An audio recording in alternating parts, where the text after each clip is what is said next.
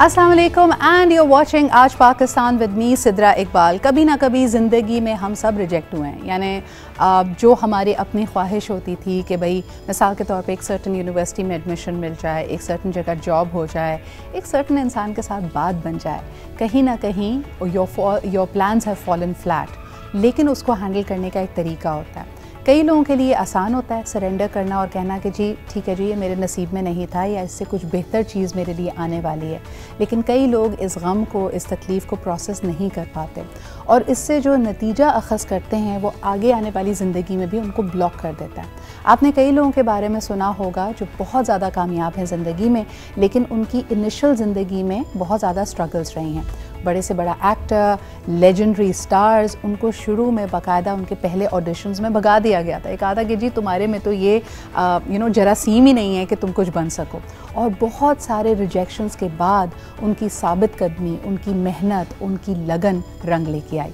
इसी तरह अगर हम सियासत में भी देखते हैं, हमारे मौजूदा वज़ीर आज़म की बात की जाए, क्या कुछ नहीं कहा लोगों ने कि जी 24-25 साल की आपकी स्ट्रगल है, आपके हाथ में तो वज़ारत उज़्मा की लकीर ही नहीं है, यादा यादा यादा। लेकिन आज हम देखते हैं कि जो शख्स भी ये हिम्मत रखता है कि इस रिजेक्शन और इन तकालीफ से गुज़र कर अपने ख्वाब पे, अपने विजन पे साबित कदम रहे, वो आगे बढ़ता है। सो जो नतीजा है आपने जो भी रिजेक्शन से निकालना है वो बेसिकली आपका वर्ल्ड व्यू है। लेकिन कॉमन मिस्टेक्स हम क्या करते हैं, कहाँ पे गलती होती है, कहाँ पे तकलीफ़ होती है और किस तरह इस तकलीफ़ से निकल सकते हैं, आइए ज़रा इस पर बात करते हैं। आज हमारे पास मौजूद हैं Uzair Ausaf. He is a brilliant corporate trainer and consultant. Thank you so much Uzair for making time. इसके अलावा जी हमारे साथ मौजूद हैं from the women centre for human rights Sadia Firoz Malik. बहुत शुक्रिया सादिया आपकी भी मौजूदगी का। थोड़ी देर में प्रोग्राम में हमें एक माहिर नफ्सियात भी ज्वाइन करेंगी who is going to talk about the coping mechanisms, defence mechanisms. अच्छा जी, कई दफ़ा ये भी होता है ना कि अंगूर खट्टे हैं, पहली ही रिजेक्शन के बाद आप दूसरों के ओपिनियन को अपने ऊपर इतना हावी कर लेते हैं उज़ैर कि हमें लगता है कि यार ये चीज़ मेरे लिए बनी नहीं है। मिसाल के तौर पे जी आप किसी मेडिकल कॉलेज में एडमिशन चाहते थे, पहले जो आपका मनपसंद मेडिकल कॉलेज था अगर उससे हम रिजेक्ट हो गए तो हमने सोचा कि यार शायद डॉक्टर बनना मेरे नसीब में नहीं है और I don't have it what it takes to be a doctor. इस फीलिंग से कैसे निकला जाए? आई थिंक कोपिंग मैकेनिज्म्स के ऊपर ज़रा आगे जाके बात करेंगे, but to start off this conversation, जिस तरह भी आप थोड़ी देर पहले कह रहे थे कि कुछ लोगों के लिए आसान होता है कहना कि मेरे नसीब में नहीं था या मेरे किस्मत में नहीं था या जो बेहतर हो, आई थिंक वो बिल्कुल बहुत अच्छी बात है। लेकिन ज़्यादातर लोगों के लिए करना मुमकिन नहीं होता। द फर्स्ट क्वेश्चन जो पूछने की ज़रूरत होती है अपने आप से किसी भी रिजेक्शन के बाद, वो एक टेक्निक है, बड़ी सादा सी टेक्निक है और उस टेक्निक का नाम है सो व्हाट। ओके, तो सवाल जो अपने आप से पूछना होता है वो ये कि अब क्या, क्योंकि जो रिजेक्शन होनी थी वो हो चुकी है। सो व्हाट या now what? So what, now what, अब क्या? सो व्हाट पे मुझे लगता है कि कहीं ना कहीं एक तुर्शी है, एक थोड़ी सी एक तकलीफ है, बिटरनेस है। यानी आप कहीं ना कहीं अगला बंदा जिसने अपनी जो भी जजमेंट पास की है आप उसको डिमीन कर रहे हैं, एक अपने आप को फेक सेंस ऑफ सुपीरियरिटी दे रहे हैं, अपनी तकलीफ को एक तरह से खोल चढ़ाने की कोशिश कर रहे हैं कि नहीं नहीं मुझे कोई फर्क नहीं पड़ रहा, लेकिन आपको तकलीफ हो रही है। हाँ, लॉट ऑफ टाइम्स ऐसा बिल्कुल हो रहा होता है एंड लॉट ऑफ टाइम्स ऐसा कुछ लोगों के साथ नहीं हो रहा होता और जिनके साथ नहीं हो रहा होता उनका चक्कर ये होता है that they are not very well connected अपने इमोशंस के साथ। सो नाउ व्हाट तसव्वुर कर लें उसको या सो व्हाट तसव्वुर कर लें उसको, मकसद बस ये है कि यहाँ से आगे क्या कर सकते हैं ये देखने की ज़्यादा ज़रूरत है, इंस्टेड कि हम उसके अंदर ही फंसे रहें, बिकॉज उसका इमोशनल साइड इफ़ेक्ट भी बड़ा ज़्यादा होता है आपकी ओवरऑल। ज़ैर मुझे लगता है कि हम कई दफ़ा जब एडवाइस देते हैं ना तो हम ब्लैंकेट स्टेटमेंट्स में बात करते हैं, हमें लगता है, और उमूमी तौर पे जनरलाइज बिहेवियर में येस ऑफ कोर्स ये बहुत अच्छी एडवाइस है जो आपने दी और ये सब पे लागू होती है। लेकिन आपको लगता है सादिया कि जिस तरह हमारे माशरे के समाजी रवैये हैं, ख़वातीन और मर्दों के लिए एडवाइस अलग, एटलीस्ट लीडरशिप में जैसे हम कहते हैं एडवाइस अलग अलग होनी चाहिए। और बिलखुसूस अगर मैं रिजेक्शन के मौजू पे बात करूँ सादिया, ऐसा लगता है कि हमारा माशरा रिजेक्ट करने का इख्तियार सिर्फ मर्दों को देता है। आप कैसे देखती हैं इसको? इन सम केसेस एक्चुअली जैसे आप किसी भी, जैसे एक बड़ी जनरल प्रैक्टिस है कि हम शादी के टाइम ग्रूम को तो हम इतना कंसिडर ही नहीं करते और हम जब लड़कियां देखने जाते हैं तो वो बड़ा एक बैड ट्रेडिशन है, लड़कियों को हम उनकी स्क्रीनिंग कर रहे होते और उनकी स्क्रीनिंग हम लोग उनकी जो आउटलुक है उसको कंसिडर कर रहे होते हैं, उनका सोशल स्टेटस देख रहे होते हैं। लाइक अगर बच्ची मोटी है या वो I mean not with good look, जिन चीज़ों में उस खातून का, उस लड़की का कोई इख्तियार नहीं है, उनको बेस बना के जब हम उसको रिजेक्ट करते नहीं, आप ये भी बिल्कुल नहीं, इसके साथ साथ सादिया ये भी तो देखो ना कि इवन बिफोर कि कोई आपको देखने के लिए आए, हमारे यहाँ लड़कियों को बहुत अर्ली एज में कहा जाता है अच्छे रिश्ते बहुत कम है, सप्लाई एंड डिमांड कि जी सप्लाई बहुत कम है। दूसरा ये कि बस दुआ करो तुम्हें वो पसंद कर लें, यानी ऐसा लगता है कि सारी जो अथॉरिटी है उज़ैर वो लड़के वालों के पास है या लड़के के पास है। इस पे क्या कहेंगे? हाँ, बाज लोग तो इसको लाइक वो उनके इमोशंस को इतनी बैडली डैमेज करते कि वो जो उनका सपोर्ट सिस्टम जैसे घर वाले, फ्रेंड्स, वो सब लोग भी लाइक उनको ब्लेमिंग स्टार्ट कर देते हैं। और फिर क्या होता है, जो भी विक्टिम होता है वो अपने आप को सेल्फ ब्लेमिंग पे आ जाता है। कोई ऐसा कमी है, यानी आपके जो बिल्कुल सही, थोड़ी सी आवाज़ डिस्टर्ब्ड है सादिया की, if we can fix that. लेकिन बड़ी अच्छी आपने बात की कि जिस भी इशू को बनाकर आपको रिजेक्ट किया जाता है, मिसाल के तौर पे कहेंगे आपका वज़न ज़्यादा है, आपकी रंगत धीमी है, जितनी वो गोरी चाहते थे वो नहीं है, आप उसको एक ब्लेम बना देते हैं। और ये जो रिजेक्शन का बोझ होता है ये लड़कियों के लिए बहुत भारी होता है। एक हमारे साथ कॉलर मौजूद हैं, आइए उनसे बात करते हैं। हेलो, अस्सलाम वालेकुम। वालेकुम अस्सलाम, रियाज खान बोल रहा हूँ, मॉडल कॉलोनी कराची से। कैसे हैं आप रियाज साहब? अल्लाह का लाख लाख शुक्र है, अल्लाह ताला आप लोगों को इसी तरह हंसता मुस्कुराता रखे। बहुत शुक्रिया, बड़े दिनों बाद आपकी कॉल आई है, आज बड़ा अहम मौजू है। मुझे बताइए कि जो रिजेक्शन होती है, खुसूसन हम लड़कियों के रिश्तों के हवाले से बात कर रहे हैं, ऐसा लगता है कि रिजेक्ट करने का इख्तियार सिर्फ लड़के या लड़के वालों के पास है, आप इसको कैसे देखते हैं?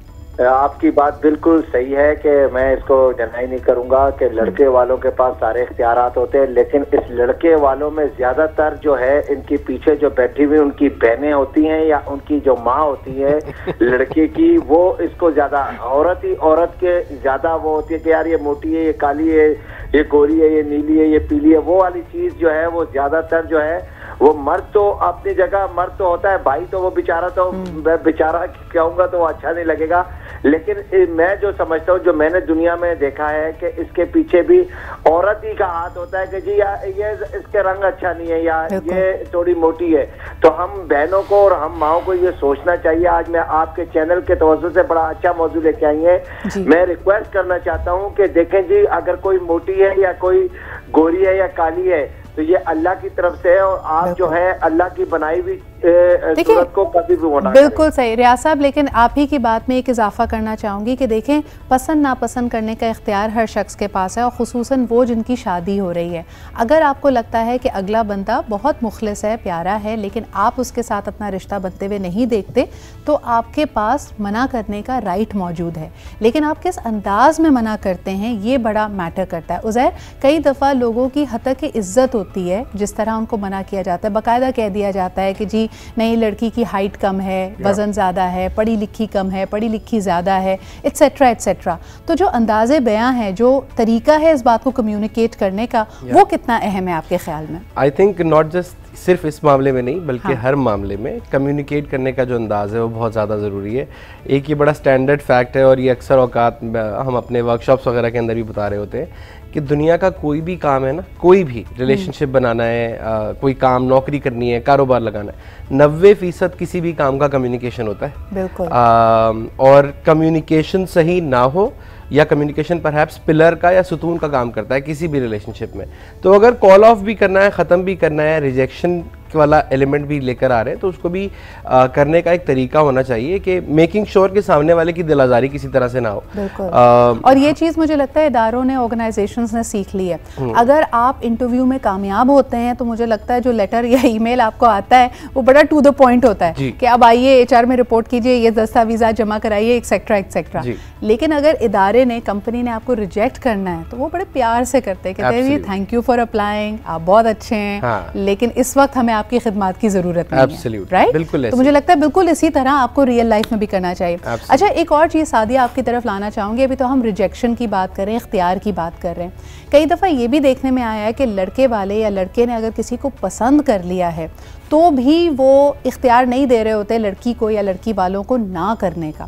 आप अक्सर देखें कि अगर लड़की वाले रिजेक्ट करना चाहते हैं या कहते हैं कि जी यहाँ पे रिश्ता नहीं हो सकता, तो रेजिस्ट किया जाता है। फिर वो बहनें और वो अम्मा पीछे पड़ जाती है कि नहीं जी बताएं हमारे लड़के में क्या कमी है। इसको आप कैसे देखती हैं? लड़के की कमी एक्सेप्टेबल नहीं होती है, और जो खातून है अगर कोई मानसिक की कमी नजर आती है तो हम बहुत ज्यादा हाईलाइट करते हैं, कॉम्प्रोमाइज बिल्कुल नहीं करते। तो चूंकि सॉरी सादिया, मेरे अगेन रिक्वेस्ट होगी कि अगर आपसे टेलीफोन लाइन पे कनेक्ट किया जा सके, आपकी आवाज़ बहुत ब्रेक हो रही है। Will try and fix that during the break. एक और कॉलर हमारे साथ है, उनसे बात करते हैं। हेलो, अस्सलाम वालेकुम। हेलो जी, अस्सलाम वालेकुम। कौन सा, आप कहाँ से बात कर रहे हैं? समीर जमान बोल रहा हूँ इस्लामाबाद से। जी समीर साहब, क्या कहेंगे? हाँ, ये थोड़ा सा वाकई एक साहब पहले भी बात कर रहे थे, खवातीन का इरादा होता है, लेकिन इसमें ये है कि क्या कहते हैं, कुछ हम लोगों को भी थोड़ा सा तगड़ा होना चाहिए, मेल पर्सन को जो जा रहे हैं रिश्ते में। भाई देखो, ऐसी बात नहीं करनी है आपने जहाँ से उनको कोई ऐसा प्रॉब्लम आए, खासकर लड़की वालों को। सही, ये थोड़ा सा हमें भी एहतियात करनी चाहिए। समीर साहब, ये तो फॉर्मल मीटिंग हो गई ना, यानी बाकायदा रिश्ता गया है, उसके मुतारिकात, उसके एलिमेंट्स अलग हैं। लेकिन हम अपने कॉलेजेस में, ऑफिसेज में भी देखते हैं कि अगर एक लड़के को कोई लड़की पसंद आ गई है तो उसकी अना पे बात आ जाती है, और अगर वो लड़की इनकार कर दे कि नहीं जी मैं तुम में एक परफेक्ट अपना शरीके हाथ नहीं देखती हूँ, तो हम अक्सर देखते हैं कि फिर बड़े इंतहाई कदम लोग उठाते हैं, हमलावर हो जाते हैं, ज़दोकोब करते हैं, हरास करना शुरू कर देते हैं। उनसे वो इनकार, वो रिजेक्शन बर्दाश्त क्यों नहीं होती आपके ख्याल में? बस यही बात है ना हमारा, क्योंकि मुआशरा जिसे कहते हैं ना, ये ओवरऑल जो बात करते लोग मर्दों का मुआशरा है, और वाकई आपकी बात सही है कि ये नहीं होना चाहिए। लेकिन बस क्या किया जाए, अब हमारे कुछ तरबियत का भी फुकदान है वालिदैन की तरफ से, कुछ उनको ऐसी चीज सिखाई नहीं जाती कि भाई ऐसे भी हो सकता है। और मेरे ख्याल में 80 की दिहाई से समीर साहब, लोगों को ये भी कहा जा रहा है कि लड़की की ना में हाँ है, तो वो एक चैलेंज बन जाती है और कहते हैं नहीं जी इस ना को मैं हाँ बनाऊंगा। सही कह रहे। मेरा पॉइंट तो ये है कि लड़की खुद कहे ना आपको, वो ज्यादा बेहतर है। बहुत शुक्रिया जी, थैंक यू सो मच। अच्छा जी, इसमें भी अंदाजे बयां की बात आ जाती है, वही बात कि अपने अंदर आप कॉन्फिडेंस पैदा करें। अक्सर लड़कियां घबराती हैं कि जी अगर किसी ने उनको अप्रोच किया, उन्होंने मना कर दिया है, बात भाई तक, अब्बा तक ना पहुंच जाए, वो अगर सख्त लहजा अपनाती हैं तो अगला बंदा, जाहिर सी बात है, उसकी दिल आज़ारी होती है, कई दफ़ा वो अना पे, दिल पे बात ले लेता है और इंतहाई कदम उठाता है। तो ब्रेक के बाद ये भी एक्सप्लोर करेंगे कि एक लड़की की तरफ से रिजेक्ट करने का सही तरीका क्या है। क्या उसको इस बात से घबराना चाहिए कि मर्द है और मर्द की क्योंकि माशरे में वैल्यू ज़्यादा है, ताकत ज़्यादा है, तो वो बदनाम हो जाएगी, उसके लिए मुश्किलें होंगी। कई लड़कियां इसी वजह से ना करते हुए भी ना नहीं कर पाती। इस पर बात करेंगे जी एक छोटे से ब्रेक के बाद।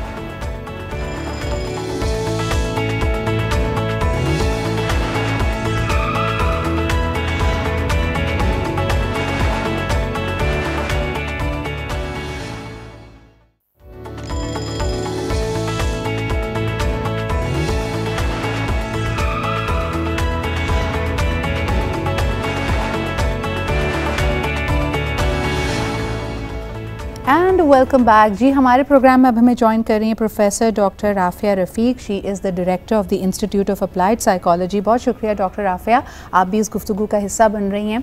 हम आपके आने से पहले यही डिस्कस कर रहे थे रिजेक्शन के हवाले से कि हमारे माशरे में मर्द की जिस तरह से तरबियत की जाती है, जो कल्चरल हमारे नॉर्म्स हैं, उसमें मर्दों के लिए रिजेक्शन को एक्सेप्ट करना ज़्यादा मुश्किल क्यों होता है। ख़ुसूसन अगर हम बात करें शादी ब्याह के मामले में, अगर किसी लड़के को, किसी मर्द को कोई खातून पसंद आ गई है तो वो अपना हक समझता है कि बस जी मैंने पसंद कर लिया है तो अब ये मेरे साथ कोऑपरेट करे, ये भी चीज़ों को उसी नज़र से देखे जैसे कि मैं देख रहा हूँ। और अगर इससे मुनाफी बात होती है, अगर लड़की कहती है कि नहीं जी मुझे तुम इतने पसंद नहीं हो, तो ये हज़म करना मर्द के लिए मुश्किल होता है और एटलीस्ट ये दिखाया जाता है और कई इंसिडेंट्स भी हमारे सामने आते हैं।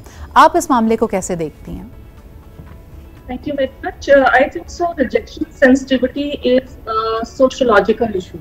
ठीक है। और जैसे कि द प्रोसेस ऑफ सोशलाइजेशन जब हम पढ़ते होते हैं, बच्चे जब कर रहे हैं, तो पेरेंट्स ने जो कहीं ना कहीं हमारे बैक ऑफ द माइंड वो एक सोशल डोमिनेंस आ जाती है। बच्चे को तरीके से बड़ा करते हैं, बच्चे को तरीके से usually in most of the houses. बिल्कुल। बच्चे क्या करते हैं, तो बच्चे को हर चीज बचपन से देंगे और उसको हर फैसिलिटी देंगे, उसके लिए रूल्स देंगे, उसके लिए बच्चा तो बिल्कुल सही डॉक्टर राफे, इनफैक्ट यही बात थोड़ी देर पहले उज़ैर भी कर रहे थे कि लड़के को हम परवानी बादशाह की तरह चढ़ाते हैं, उसको बचपन से लेके जवानी तक, बुढ़ापे तक उसको किसी चीज़ में मना किया ही नहीं गया होता। अगर उसका रात के 3 बजे चाय पीने को दिल चाह रहा है तो घर का कोई ना कोई शख्स उसको फैसिलिटेट कर रहा है, and therefore rejection is a very alien concept for them. एक और कॉलर हमारे साथ मौजूद हैं, आइए उनसे बात करते हैं। हेलो, अस्सलाम वालेकुम। जी अस्सलाम वालेकुम। जी, कौन सा, आप कहाँ से बात कर रहे हैं? मैं जी जवार हुसैन बोल रहा हूँ सरगोदा से। जी जवार साहब, क्या कहेंगे कुछ लोगों के लिए रिजेक्शन को या अपनी जो भी उनकी मनपसंद चीज़ है उससे उसको मना कर दिया जाए, मुश्किल क्यों होता है इसको डील करना? आपका टॉपिक तो बहुत ज़बरदस्त है, लेकिन ये है कि हमारा माशरा ही ऐसा है ना कि जो लड़का खराब हो ना, माँ बाप कहता है इसकी शादी कर दो ये ठीक हो जाएगा। क्यों, उस लड़की का क्या कसूर है खराब लड़के के साथ? बिल्कुल, उसको आप बांध दें। सही, बिल्कुल सही है ना जी। जी बिल्कुल सही कह रहे हैं। मैंने अपने घर में 2 शादियां की हैं जी। बेटे की भी की है, उसकी पसंद की जी, और बेटी की भी जब की है तो पूछ लिया है, बेटा कोई और मसला है तो हमें पहले बता दें। मैं और मेरी बेगम ने पूछा था, उन्होंने कहा था नहीं जैसे आपकी मर्जी है। बिल्कुल हम चले गए, जहाँ से रिश्ता आया था हमने उनका घर जाके देखा कि हमें वो पसंद आएंगे तो हम उनको अपने घर बुलाएंगे। सही, वो घर में पसंद आ गया। माशाल्लाह 10 साल हो गए हैं अल्हम्दुलिल्लाह, हमें आज तक कभी कोई शिकायत नहीं हुई। अच्छा जवार साहब, आप बहुत प्यारी बात कर रहे हैं। मुझे एक और बात बताइए कि कई लोग कहते हैं, यहाँ तो अभी हम रिश्तों की रिजेक्शन सिलेक्शन की बात कर रहे हैं, लेकिन मुझे बताएं कि कई दफ़ा हस्बैंड एंड वाइफ कहते हैं कि हम एक रिश्ते में होने के बावजूद अपने आप को तन्हा पाते हैं, यानी with in a relationship reject करना, यानी दूसरे की पर्सनैलिटी की कुछ चीज़ों को, कि अगर किसी को बनने संवरने का शौक़ है तो उसको बार बार इस बात पर क्रिटिसाइज़ किया जाए कि भाई ये तो हर वक्त ही अपने लिपस्टिक पाउडर में लगी रहती है, या किसी को आई डोंट नो म्यूज़िक का शौक़ है। आप देखिए अक्सर लोगों के शौक़ और उनकी पर्सनालिटी को इस अंदाज में रिजेक्ट किया जाता है कि शादी के बाद उनकी सारी हॉबीज़, सारी जो अपनी ज़ात से रिलेटेड चीज़ें थी वो कहीं पीछे रह जाती, सारे शौक़ पीछे रह जाते हैं। इस पर आप क्या कहेंगे? नहीं, मैं क्योंकि एक दूसरे को बर्दाश्त तो करना चाहिए ना जी। अगर एक बंदे को बाइक पसंद है तो वो अब बाइक पे ही चलेगा, या कोई चीज़ है एक घर में एक दूसरे को बर्दाश्त करेंगे तो आगे चलेगा ना काम। बिल्कुल ये तो फिर जेलसी हो गई ना जी, जेलसी हो गई जी। मेरा अब्बू आया था तो सलाम नहीं किया उठ के, मेरा भाई आया था तो बैठ के नहीं सलाम किया। ये तो बात ऐसी है ना। जबरदस्त, thank you so much Jawahar साहब कॉल करने के लिए। उज़ैर, आप क्या कहेंगे कि एक इंसान को पूरी तरह से रिजेक्ट ना किया जाए, लेकिन उसकी शख्सियत के कुछ एरियाज़ को, जो उसके अपने शौक़ हैं, जो उसका अपना एक्सप्रेशन है, ये मुसल्लत करना कि नहीं जी मैं अपने शरीके हयात से एक्सपेक्ट करता हूँ। आप अक्सर ख़वातीन को देखें, उनको उनके हस्बैंड्स कहते हैं तुम मुझे शादी अच्छी लगती है, तुम मत बना सवरा करो। तो पहले जब सिलेक्ट करके लाए थे तब वो अच्छी वेल ग्रूम्ड खातून थी या लड़की थी, क्या कहोगे इस पर? आई थिंक पहली बात ही एक्सपेक्टेशंस टाइम होता है सेट करने का शुरू में, बाद में नहीं। और एक दफ़ा सेट हो गई तो हो गई, उसके बाद आप उसको आगे नहीं बढ़ सकते हैं उसके बाद।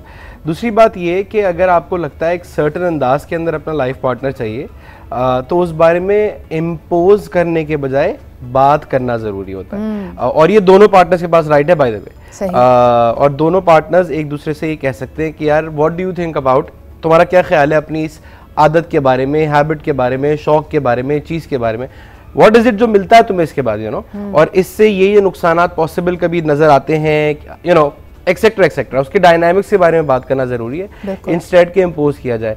और साथ में इस बात पे यकीन भी होना चाहिए, और ये चीज़ काम भी करती है कि अगर आप किसी से गुफ्तगू करें, उसका मशवरा मांगें, तो ज़्यादा चांसेस होते हैं कि वो खुले दिल के साथ उस चीज़ को अपनाएगा वर्सेस कि अगर किसी चीज़ को किसी भी और के ऊपर इम्पोज किया जाए। बिल्कुल। अच्छा, एक कॉलर हमारे साथ मौजूद है, लेकिन डॉक्टर राफिया के पास आना चाहूँगी।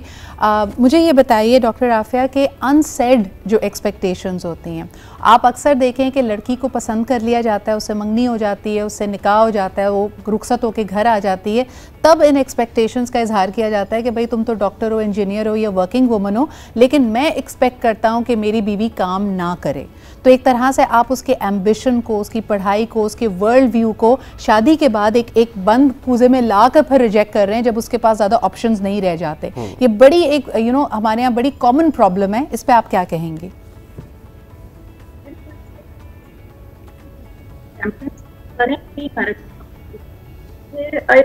आपस में बातचीत कर लेना चाहिए और ये कवर्ड रूम्स होते हैं ना, ये अनहर्ड होते हैं और ये बात पीपल और में एंटर हो जाते हैं।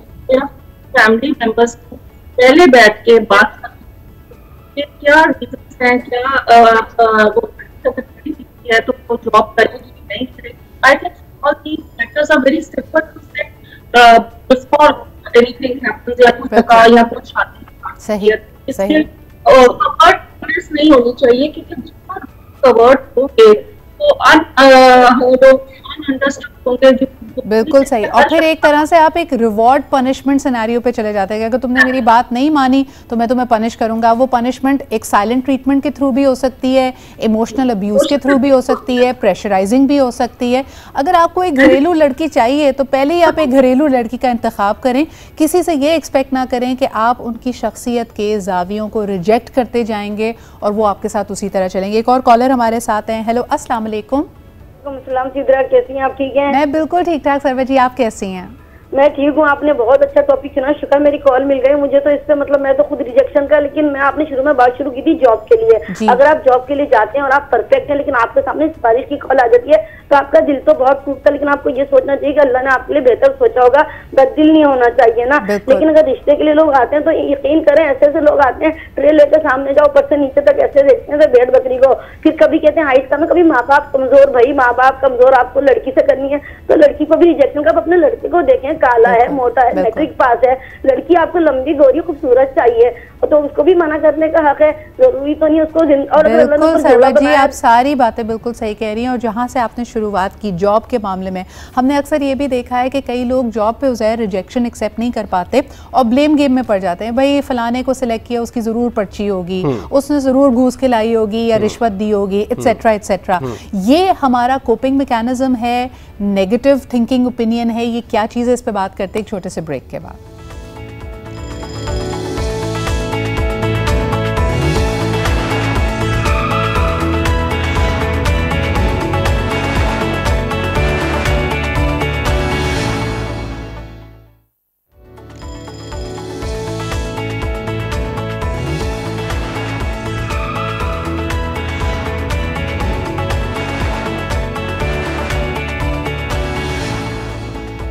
Welcome back. हम बात कर रहे हैं कि जिस तरह बिल्कुल कहा जाता है ना, वो कहावत है अंगूर खट्टे हैं। अगर आपको आपकी मनपसंद चीज़ नहीं मिलती तो फिर आप ऑलरेडी बहाने बनाने लग जाते हैं कि ये अंगूर तो बहुत ही खट्टे हैं, इससे तो गला भी ख़राब होगा और शायद कोविड भी हो जाए, इससे दूर रहो। उज़ैर, ये जो हम अक्सर सुनते हैं, यानी मैंने कई लोगों को ये मिसाल दी कि my cousin was a top graduate, he is a gold medallist और उसको पहली जॉब जो ऑफ़र हुई वो एक गवर्नमेंट सेमी गवर्नमेंट सेटअप की थी। और उसने अपना रीज़न, यानी ही wasn't rejected but he rejected that prospect saying कि जी गवर्नमेंट जो सेटअप्स होते हैं उसमें बहुत पॉलिटिक्स होती है। और मैं कहती हूँ कि हर दफ़ा हम जब इस तरह का कोई बहाना या कोई जिसको कहते हैं कि एक आखिरी कंक्लूजन लेके आते हैं, इसकी बेसिस क्या है? आपके ख्याल में क्या हो रहा है? आई थिंक पहली तो ये कि पॉलिटिक्स के साथ हमने जो लफ्ज़ है ना, इसको बड़ी नेगेटिव कॉनोटेशन दी हुई है। और आप यकीन करें, जो लोग सुन रहे हैं, जिन इदारों में पॉलिटिक्स नहीं होती ना, सब बिल्कुल स्मूथ चल रहा होता है, तो वहाँ से ऊपर से लोग थोड़ा इंजेक्ट करते हैं कि ज़रा रेजिस्टेंस तो हो ना। रेजिस्टेंस नतीजा ये होता है रेजिस्टेंस का कि लोगों की परफॉर्मेंस ऑटोमेटिकली बेहतर होना शुरू हो जाती है। So that's one. Number two ये है कि होता ये है कि जब हम किसी भी जॉब को या किसी भी जॉब हमें मना कर दी जाए या हम जॉब को मना कर रहे हो किसी भी वजह से, अगर जहन में ये है कि यहाँ पे फेवरेटिज्म होता है या लोगों को रिजेक्ट कर दिया जाता है इस वजह से क्योंकि उनके ताल्लुकात नहीं है, नेटवर्क नहीं है, आम जबान में हम इसको बोलते हैं पर्ची नहीं है, रिसोर्स नहीं है। सो एक छोटा सा टूल देना चाहता हूँ, थोड़ा सा वक्त लगे शायद इसके ऊपर। हम अपनी जिंदगी का बड़ा हिस्सा BSJ करते हुए गुजार रहे हैं। BSJ होता है ब्लेमिंग, शेम एंड जस्टिफाई, और TPR करने की जरूरत है। इसका मतलब होता है टेकिंग पर्सनल रिस्पॉन्सिबिलिटी। अब खास तौर पे जो लोग देख रहे हैं जो नौकरियों की तलाश में है और इस वक्त बड़ा फुकदान है नौकरियों का, आप मुझे एक बात बताएं, हर साल कोई 1.5-2 लाख ग्रेजुएट निकलते हैं पाकिस्तान के अंदर। 1.5-2 लाख नौकरियां तो पैदा होती नहीं है। नाउ इन 1.5-2 लाख में से जो लोग हैंड पिक किए जाते हैं, जिनको सेलेक्ट किया जाता है, जरूरी नहीं है ये टॉप यूनिवर्सिटी से पढ़े हों या इनके बड़े अच्छे नंबर आए हों या गोल्ड मेडलिस्ट हों, बल्कि इन्होंने कुछ ना कुछ ऐसा किया होता है। और वो कुछ ना कुछ को आसान करके अगर मैं बताऊं वक्त की कमी की वजह से, वो है रिलेशनशिप्स पे काम किया होता है। नहीं, ऑल्सो अपने ऊपर काम किया होता है। देखो, अगर मिसाल के तौर पे तुम्हें एक नौकरी से इसलिए रिजेक्शन मिल रही है कि you don't have a certain certification या आपके पास कंप्यूटर स्किल्स नहीं है, रादर देन वही जैसे आपने कहा blaming, shaming and justifying it कि जी जिसको दिया है वो मैनेजर के मामू का लड़का है, आप ये भी तो कह सकते हैं कि this is an invitation for me to upskill myself, यानी मुझे वो सीखने की जरूरत है जिससे मैं जॉब्स मार्केट में ज्यादा रेलेवेंट हो जाऊं। एब्सोल्युटली। और इस वक्त में जिसमें हम रह रहे हैं, कोविड ने खास तौर पे, वो बोलते हैं ना अपॉर्चुनिटी इन डिस्गाइज है ये भी, कि इस वक्त इतने सारे प्लेटफॉर्म्स अवेलेबल हैं और इतनी फ्री में चीजें अवेलेबल हैं। ग्लोबल उस्ताद पढ़ा रहे हैं आपको फ्री में, तकरीबन कोई 10-15 डॉलर की फीस निकल आई है भाई। आप ये देखें, मैं ये देखती हूँ कि हर एक ने ऑनलाइन बिजनेस शुरू करना है। कल मैं अपने एक मेरे कंसल्टिंग क्लाइंट के लिए मैंने पता किया कि जी वेबसाइट बनानी है, तो जो वेबसाइट 3 लाख की बनती थी उज़ैर, अब वो 6 लाख की हो गई है, बिकॉज कोडिंग वालों की डिमांड बढ़ गई है। Everybody has to go online. तो देखिए, अपॉर्चुनिटी है, आपने अपने आप को कैसे रेलिवेंट बनाना है ये आपके ऊपर है। राफिया जी के पास मैं आना चाहूंगी, लेकिन एक कॉलर भी है, उनसे बात कर लेते हैं। हेलो, अस्सलाम वालेकुम। वालेकुम सलाम, मलिक राशिद बोल रहा हूँ सिद्रा। क्या हाल चाल है राशिद साहब? अल्लाह का शुक्र। आप मेहमान, बड़ी अच्छी गुफ्तगू हो रही है, उनको भी अस्सलाम वालेकुम। वालेकुम अस्सलाम। रिजेक्शन का ये है कि बाज़ औक़ात इंसान कोई चीज़ रिजेक्ट करता है तो इंसान के अंदर फिर सलाहियत जो होती है अपनी, इंसान आगे बढ़ने की भी कोशिश करता है। इसे थोड़ा डेफर करने में भी लेना चाहिए कि रिजेक्ट नहीं किया, डेफर किया है। एक्चुअली आपकी जो अल्लाह ने हर किसी लड़का और या लड़की की कोई ऐसी सलाहियत दी होती है जिसको आप आइडेंटिफाई नहीं कर पा रहे होते हैं अपना। अब ये दौर बड़ा पुराना हो गया कि लड़के ने लड़की को रिजेक्ट करना है।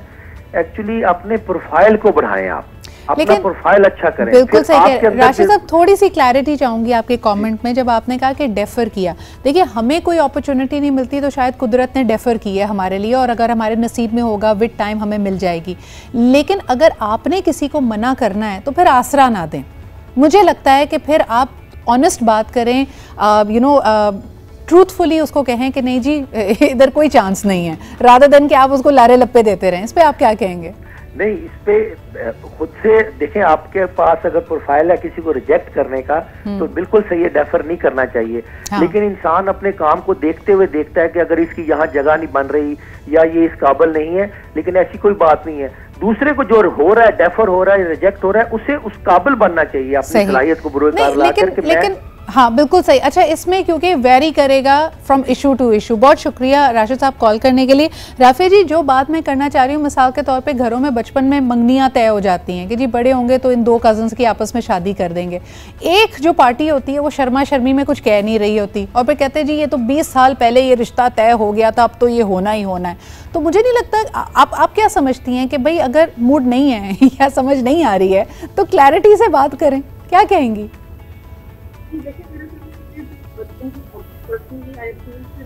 जो लोग बड़े होते हैं उनके क्या डायनेमिक्स होंगे, उनकी क्या 2 फैमिलीज की इकोनॉमिक स्टेटस क्या होगा, साइकोलॉजिकल फैब्रिक क्या डेवलप होगा, बच्चों और बच्ची की एजुकेशन में क्या डिफरेंस आ जाएगा, उनकी सोशलाइजेशन में क्या डिफरेंस होगा। तो मेरे ख्याल में बचपन में पहले से ही एक प्री कंसीव्ड आइडिया के साथ एक बच्चे को पालना बहुत बड़ा जुल्म है। और ये एक तरफ का अब्यूज भी है उस बच्चे को हक होना चाहिए, और ये हमारा दीन भी हक देता है, और साइकोलॉजिकली भी हम कहते हैं कि हर बंदे का फ्रीडम ऑफ चॉइस है। और जब वो बड़ा हो तो फिर आप डिसाइड करें। I am not against cousin marriages, though it might lead to a number of genetic and psychological problems, लेकिन उसके अलावा अगर आप देखें तो जब बच्चे ग्रो अप कर देते हैं तो बच्चों की भी विल, और ऐसी शादियों में अक्सर जो है फिर they land up with a psychologist for their marital discords, and at times it leads to a very bad marriage. बल्कि अब तो हेल्थ हैजर्ड भी है जी, अगर साइकोलॉजिकल ना देखा जाए। कई रिपोर्ट्स ये पॉइंट आउट करी हैं कि पाकिस्तान में कई जो मौरूसी बीमारियां हैं, हेल्थ कंडीशंस हैं, वो लिमिटेड जेनेटिक पूल की वजह से हैं। तो ख़ानदान के बाहर भी अच्छे रिश्ते मौजूद हैं, ज़रा उनको भी एक्सप्लोर करें। लेकिन एक सवाल उज़ैर जहन में आता है, these are probably the final few minutes of the show. मुझे ये बताएं कि कई स्टडीज़ ये कहती हैं कि हर दफ़ा जब हमने किसी बच्चे को या फॉर्मेटिव ईयर्स में किसी इंसान को हाँ बोला है तो उसने 3 या 4 गुना ज़्यादा ना सुना है, यानी उसको हमने मना किया है। So common sensically shouldn't that make us more condition to handle rejection? क्योंकि हाँ तो बहुत कम हुई है ना तो हमने बहुत सुनी है। बिल्कुल ऐसा ही है, ना हमने बहुत सुनी है और वो हमें नेगेटिव पर्सनालिटी बना देती है। वो जो ना हमने ज्यादा सुनी होती है वो उन उम्र के हिस्सों तक सुनी होती है जब तक हमारा सबकॉन्शियस का जो हिस्सा है दिमाग का वो डेवलप हो रहा होता है, और वो रोल प्ले करता है हमारी पर्सनालिटी को नेगेटिव बनाने में, ना कि इसमें कि हम ना एक्सेप्ट कर सके। अब ना एक्सेप्ट नहीं कर पाना भी नतीजा है नेगेटिव पर्सनालिटी का, क्योंकि जो इंसान पॉजिटिव होगा, जो जरा ओपनली खुले दिमाग के साथ, खुले जाविये के साथ दुनिया को और लोगों को और सिचुएशंस को देखता होगा, उसमें ये कैपेसिटी होगी कि वो ना को और रिजेक्शन को इतनी दफा बच्चे को ना कहने का मतलब, बिल्कुल सही कह रहे हो ज़ैर, नेगेटिव पर्सनालिटी डेवलप होती है, आपका default mode fight and flight बन जाता है। जब आप बड़े होकर फिर ना सुनते हैं, या तो आप लड़ते हैं और इंतहाई कदम उठाते हैं और उसको अपनी अना का, अपनी जिद का हिस्सा बना लेते हैं, या फिर आप भाग जाते हैं। फिर आप कहते हैं कि यार मैं तो वर्दी नहीं हूँ, ये मेरे नसीब में ही नहीं है, या मेरे काबिल नहीं है, या मैं इसके काबिल नहीं हूँ, और आप और डिप्रेशन में जाते हैं। तो बहुत शुक्रिया Uzair and doctor Rafia for this very important conversation. I still believe, I solemnly believe that rejection is divine protection। जो चीज़ आपको नहीं मिल रही है वो आपके लिए एक ट्रिगर है, आपके लिए एक मैसेज है। उस मैसेज को, उस गिफ्ट को आप कैसे एक्सेप्ट करते हैं और अपने आप पे कैसे काम करते हैं, this is really your own true calling. इसी के साथ मुझे इजाज़त दीजिए, कल मुलाकात होती है। खुदा हाफ़िज़।